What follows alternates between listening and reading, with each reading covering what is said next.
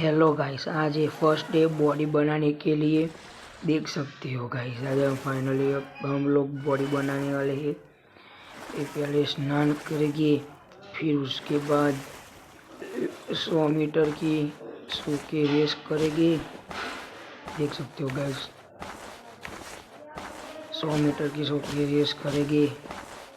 फिर हमें रन करना है 100 मीटर।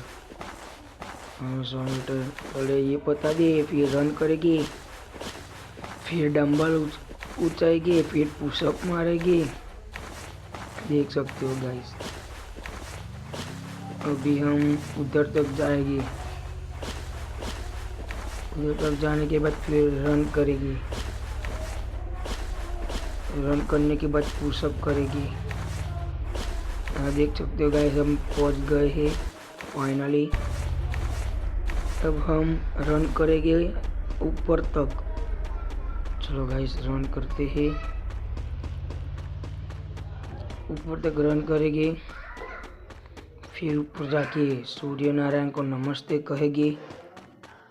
देख सकते हो गाइस, ऊपर आ चुके हैं। अब सूर्य नारायण को नमस्कार करते हैं और इसके बाद डंबल उठेगी। देख सकते हो गाइस, हमने डंबल उचक लिए। ऐसे हम 2 बार करेंगे। देख सकते हो गाइस, दूसरी बार भी करेंगे, उसके बाद पुशअप करेंगे। देख सकते हो गाइस, अब पुशअप करेंगे। पुशअप करेंगे, अब पुशअप करेंगे।